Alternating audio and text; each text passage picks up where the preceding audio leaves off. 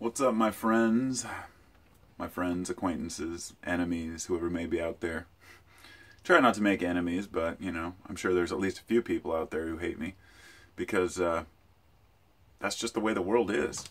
Seems like there are always going to be disagreements, and there are always going to be those who dislike other people regardless. And which is kind of the premise of this discussion. I don't find myself running into that very often. I'm a pretty easygoing guy. But then again, I'm not very controversial. And if I were to talk about controversial topics, which I have in the past, they're bound to get attacked by several different folks who have different opinions, which is something that is fine. I welcome it. And in fact, my wife and I were talking this morning about that. I was saying how it's so... we were watching a Jordan Peterson interview. And the funny thing was, he was being interviewed by, I can't remember the guy's name. It's one that we'd watched partially. Anyhow, the interviewer and Peterson being interviewed were pretty much in agreement on a lot of things. And she said it's refreshing to watch an interview where, you know, they're not just bickering or trying to fight amongst each other. And it brought to mind, I said, you know, one of the greatest things about an argument or a debate is that the people have differing opinions. And that brings out a lot more questions and pushes deeper. In other words, when you're in an echo chamber with someone who agrees with you, not a lot really gets discussed or resolved. You say, oh yeah, I agree. It's when you disagree that it becomes, you know, a heated debate where the two people can walk away shaking hands. Well, this video, I guess I was going to make it something along the lines of, you know, everything in life basically is suffering, okay? And those who try to deny this by saying, no, I live a great life, everything's perfect and dandy. I've been in that mindset before, but it passes. And no matter how good you feel right now, you're going to face a travesty in your life. You're going to lose someone you love, you're going to lose your career, and this isn't negative thinking. This is realism. This is preparing yourself for the inevitable, the fact that you're going to have to cope with some shit in your life. We all do, and that's okay. We don't need to mask it or hide it. And nor should we ever go to the extreme where we start becoming the victim. Because those of us who suffer, who don't talk about it all the time, are quite in a different position than those who suffer and complain about it and expect everybody to hold their hand.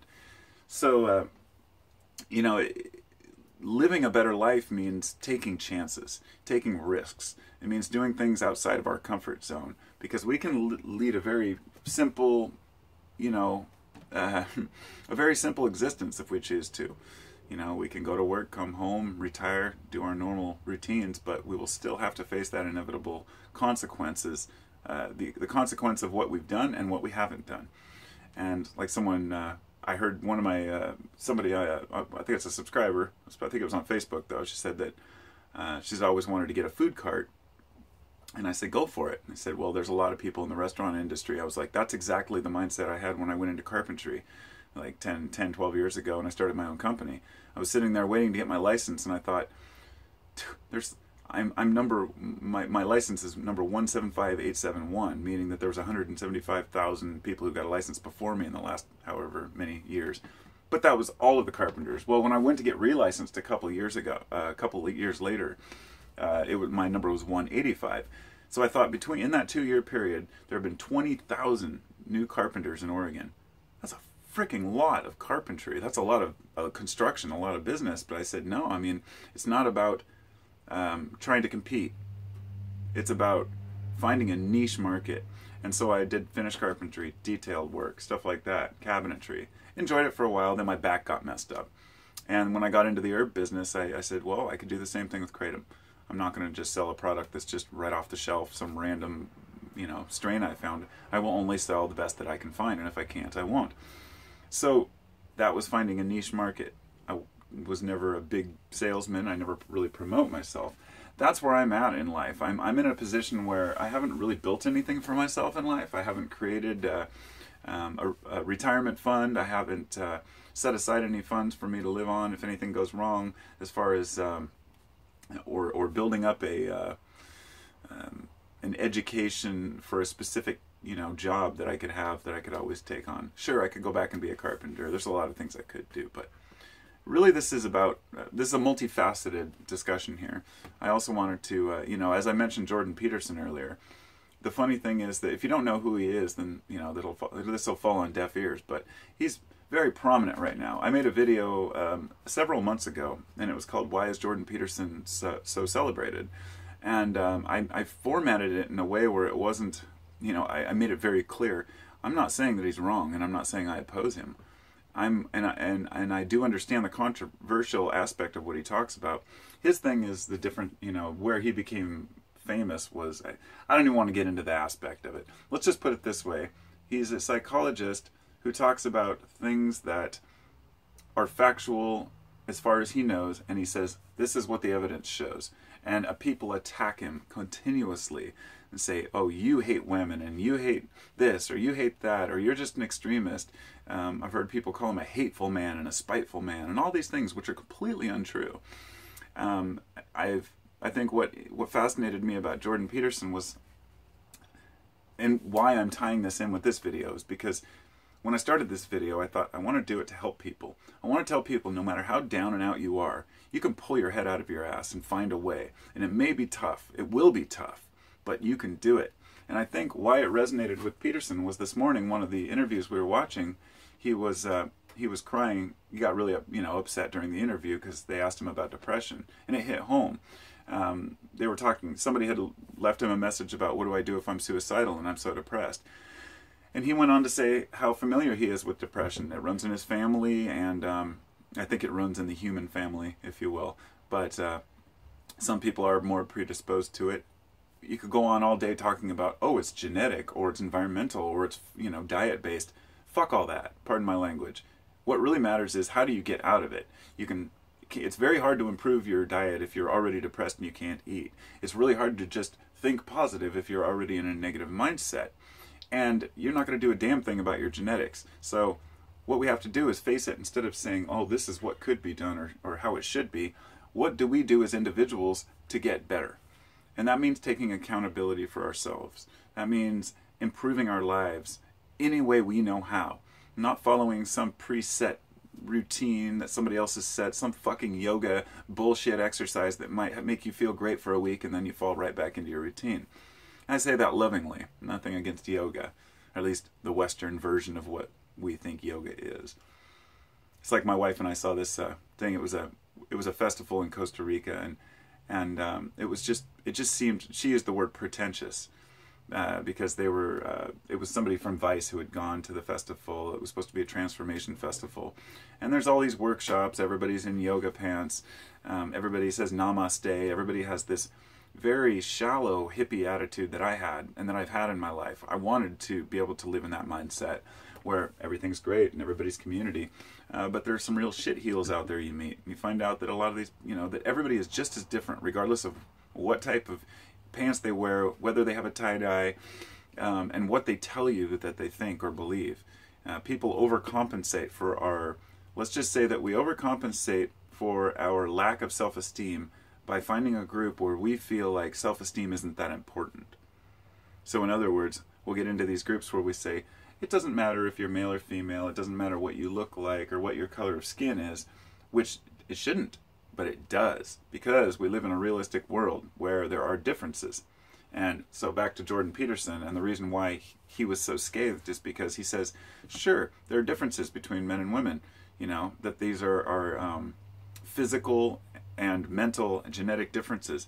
No, they don't cover all men and women, but just the fact of saying that men and women are actually different got him completely attacked. Before that, it was him getting attacked for saying that he refused, because, well, the law they were trying to pass a law that says you have to call people by the pronouns they want, instead of Mr., Mrs., you know, that all the different transgender, and what he was saying is that no law should ever tell us how to be politically correct. And he got completely thrown into the limelight for that. And it says a lot about what's going on in the world right now.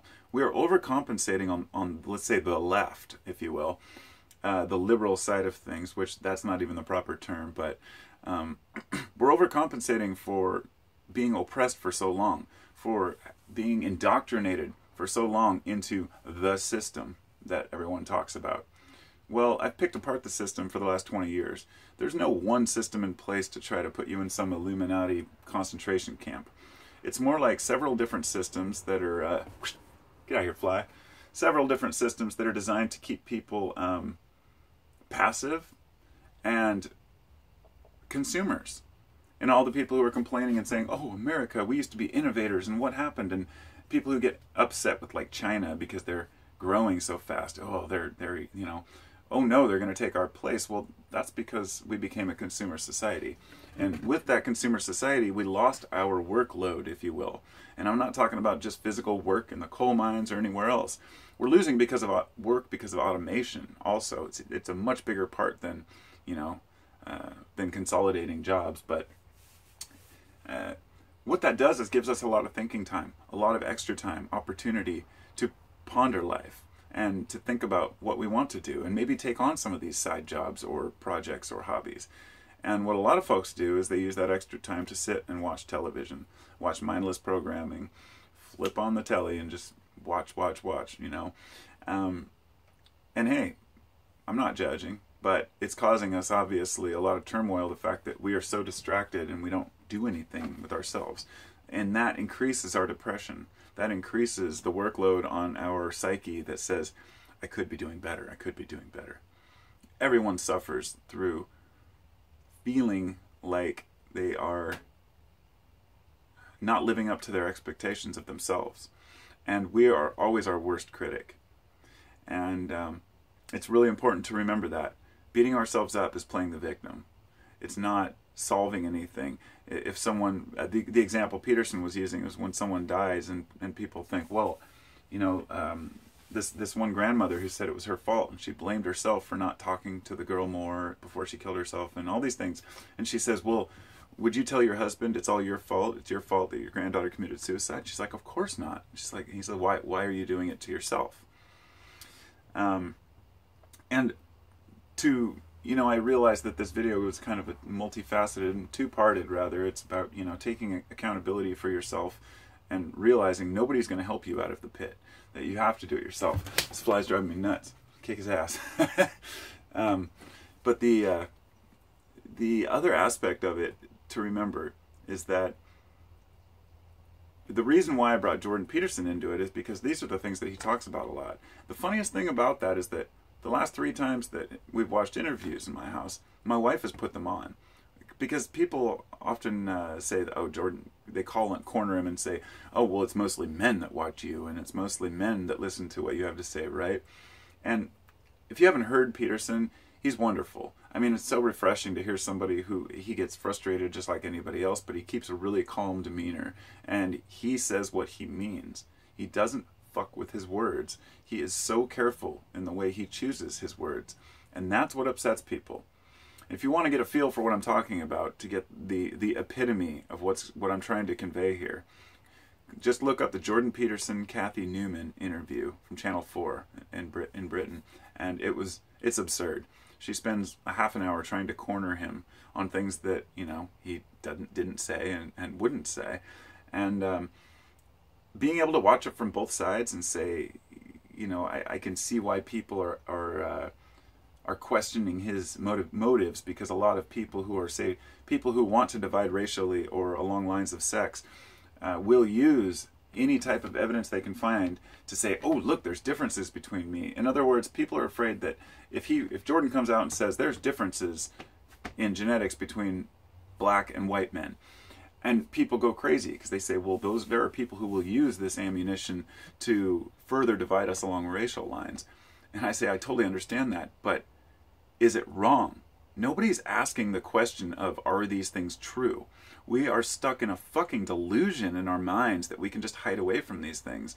And this is what brought the social justice warrior culture, which until a couple of years ago, it really didn't irk me as much as it does now. The fact that whenever I say I'm a liberal-minded person, I instantly get categorized with, you know, people throwing Molotov cocktails or, you know, torching things during summit meetings. Though they're a minority. These are people who are angry about their own lives, and so they're taking it out through the idea that they're trying to help the environment. And one of the things that Peterson was saying was that somebody at 18 is really too dumb to know what the world needs. And that was argued against, you know, strongly by the guy he was talking to, and I thought about this. I thought, when I was 18, I thought I knew everything. I thought I knew what was worth fighting for. I thought I understood things. I'm 42 now, and I realized I didn't know a goddamn thing at 18. And I don't care how much smarter kids are today. You've spent most of your youth going through school and learning about what the world is on paper, okay? But you haven't lived it. And once you've lived it, you see that it's much more than just changing society. You don't just flip a switch overnight and say everybody has rights. You don't just flip a switch and say everybody gets free healthcare and everything's perfect. It's much more complex than that. And if it wasn't, then we would have solved it long ago. That said, there are powers that be that love to keep us oppressed, that do love to keep us in the idea that we don't know what we're talking about, and that there's no way out, and that this is the world we live in, and that the people have no power. I understand that too. I'm well aware of how propaganda works. I'm well aware of all the conspiracies. It's not a matter of whether these things exist. It's a matter of how much power do they have over the power of the individual. Who's really to blame for the situation that we're in as humans? And it's not us as individuals. It's not us as a society. It's not the Illuminati or the Freemasons. It's just nature. Because we forget that we're just hairless apes. We don't know what as much as we think that we'd like to know. And every year that's becoming more and more apparent. As you look back at even the ignorance that we had 50 years ago, the fact that people were telling you that smoking was a good alternative to eating sweets in the day, trying to get housewives hooked on cigarettes. People say, oh, we were just ignorant. No, we were being willfully corralled into buying a product that was dangerous because it makes money. And that's really the root of all of this. And where I want to tie this together is if you're not out, the one quote that comes to mind is, you can never cheat an honest man. And I don't remember who originally said it, but I heard it from Manly P. Hall years ago, and it stuck with me. You cannot cheat an honest man. He says, people complain because they lost in the stock market, but they were playing a game. If they would have won, they wouldn't have complained for the people that lost out, which could have been the consumer. It could have been a million different aspects to this. But everyone plays the victim when they lose out. But we take accountability for our own choices. If you don't expect to make a huge sum of money, then it's going to be very hard to cheat you. If somebody tells you, hey, I'm Prince from Nigeria, all you got to do is pay $100 to get your $1 million out. I mean, you've got to use common sense. And that's a metaphor for so many things. And it's important because I think that if all of us are honest about what we really want out of life, if we give up on this idea that we want to be famous, that we want to be rich, the idea that some luxurious lifestyle will make us happy, then we stop buying into the promises. We stop buying into the bullshit. The reason we're a consumer culture is because people think if they wear a Nike shirt and they wear it out in public, people will think they're cooler. Not Nike, of course, that's just one example, but everyone does it. Every group does it. Even the burners, the Burning Man community who talk about being, individuals and not buying into society's bullshit. I can spot a burner a mile away. They choose to wear certain clothes quite often. Not always, but there are enough that do that you can say, haha, that's someone that I can talk to. I'm not saying it's a bad thing. I'm saying that part of who we are as a culture is expressing ourselves in our individuality. If you pick out your own outfit, you say, this is me, that's great. If you're wearing somebody else's label on your shirt and on your, and you're making an effort to show this to people, look at what I can afford. This is one of the biggest aspects of where we've gone wrong and why they have us by the balls, metaphorically, by the ovaries. I don't want to leave anyone out. We are a consumer culture here, and in a lot of other places they're kind of following suit with that. Going back to the roots means being conservative minded. And it's important that we get out of this liberal conservative mindset, because you have to be liberal and conservative minded. If you were to have just a right or left brain, you could function. But we know that the right brain is usually attributed to creativity, whereas the left brain is more attributed to rationality, math, and things like that, right? Reading, whatnot. Of course, this is not just two hemispheres completely isolated for these purposes, but it shows that that's the same way that in society there's not just a right and a left government and a right and a left society that's just fighting at each other's throats.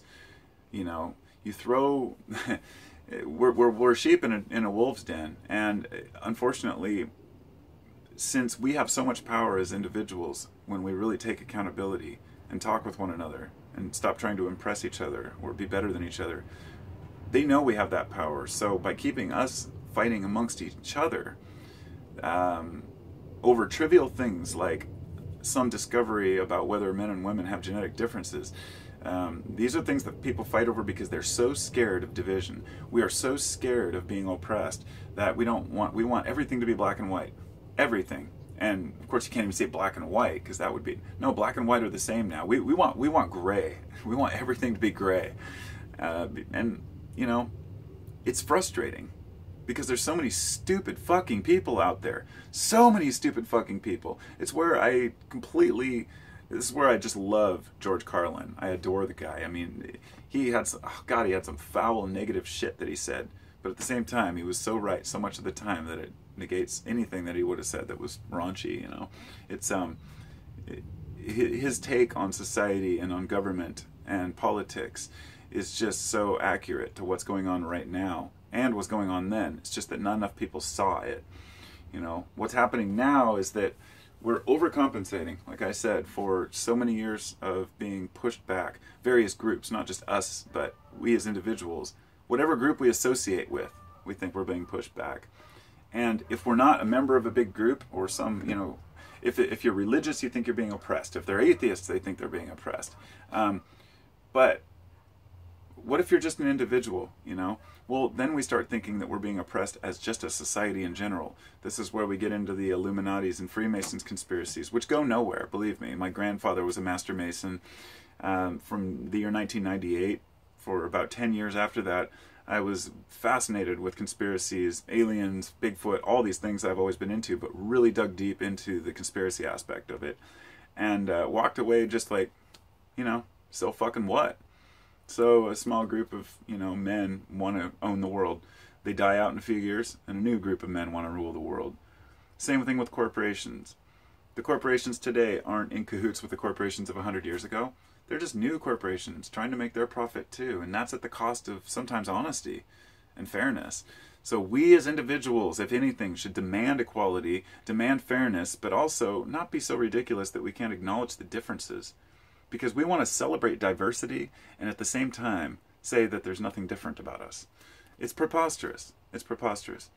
You know, when we start hiding our language, when we're unable to say the word nigger, even in the context of talking about bad words, or the word cunt, which is one that came up the other day, not be able to talk about that in the context of using the word. When you have to say the C word or the N word, you're giving too much power to it. That it's just a word. And if you research bad words through cultures, you'll find that America is the only culture that uses words like cunt and pussy as an insult and has sexual related cuss terms. In other countries, it might be talking about your mother, or it could be talking about your dead relatives. It's all what the culture is most sensitive about.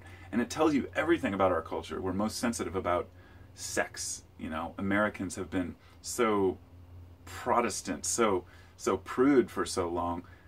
It's just absurd. Like, sex is what life is, okay? It's not the sex itself, not the act of having sex, you know, making love, but that is procreation, it's existence. It's something that needs to be talked about and out in the open. If we can't even tell our children, you know, when they say, where do I come from? The parents go, oh.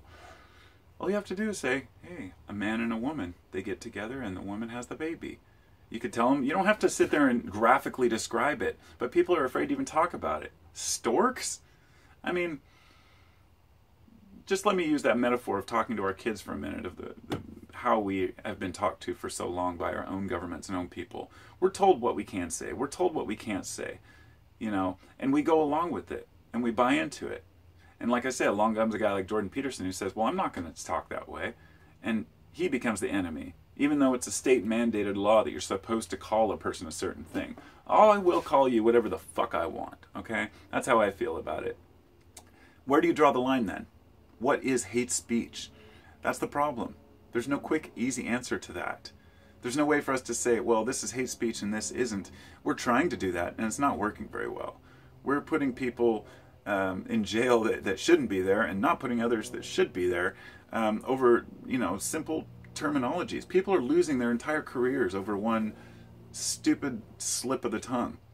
And I'm not talking about the ones who say something blatantly racist or hateful, you know, because, hey, That's what society does now. If you say something that goes against the grain of what a majority of people feel, then you're going to get bombarded with hateful tweets and emails, and you might lose your job, your position, your reputation, your advertisers, or whatever. Is this a good thing or a bad thing? That's for you to decide. For me, I think it's a great thing, because people have been able to lie and bully through history, people with power, without any repercussions. And folks are like, why are these things all happening now? They're not. They've always been there. It's just that a woman wasn't able to speak out about workplace harassment before. Now if somebody famous, is grabbing at you, you can go out and you can tweet about it, and it can change an entire industry. I mean, this can happen. This also has negative consequences for those who are suffering because they may have tapped a woman on the shoulder, or said, you look really pretty today. And so what we're doing is, at the same time as we're gaining a little more power, we're losing power to communicate in our natural ways. So if you prevent someone from saying the word cunt, which has never really even been a word that's generally it's offensive for its own right. Why? I don't know. Because we give it power.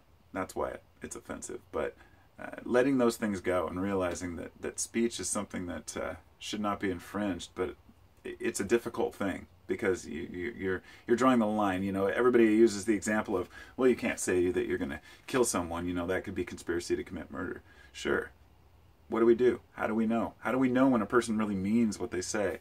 So enough about that. I've been thinking a lot about these things throughout my life, and lately especially, and I found that the Jordan Peterson issue kind of opened up a doorway to understanding the psyche of the individual, I guess the group, a little bit better, and saying, when a person becomes a celebrity over doing nothing but talking about the facts that they found, then it says something about not them, but the society that responds to it.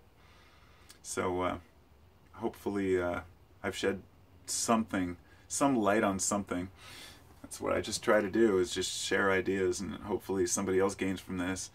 Not for the sake of boosting my own ego, but because I want to see all of us sharing this with others, sharing ideas with others, and remembering that we're all people, we're all individuals, we're all in this together, we're all doing our best. We still have to fight our own battles and have our own lives, but we really can't sit down at the end of the day, take off your tie and just say, hey, this is a crazy ride, because there's a lot of suffering out there. And some folks say that life is just a few happy moments in between all the suffering. I would say that it's mostly just boring. And it's the suffering and the exciting moments that we create for ourselves quite often, but some of them we can't avoid. But most of the time it just goes along pretty boring, and we don't think much of it. You don't think about the normal days, the regular days. You think about the extreme days, and it's important to remember that. So if you have one bad day, don't let it ruin you. And if you're a depressed person, if you have depression, just realize there's a lot of it. I'm slightly depressed right now. I've been through, with my business, and with what happened, my dog, dying, and all these different things that have been going on, and all this shit piling up on top of me right now. I feel completely overwhelmed. I don't even know where to start. And that's sometimes a good point to make, is that's sometimes the hardest thing to do, is to make any step in any direction. You don't know where to go. Like, oh, I could just start doing these taxes or this paperwork, or oh, I could work on this little project. Sometimes you just got to get your hands dirty and go. And I guess maybe I'm speaking to myself just as much as you out there. So peace and love, and hope you all have a good day. See, that's just that programming. Peace and love, man. Peace and love. From my hippie days. Feel it. Peace. And all that.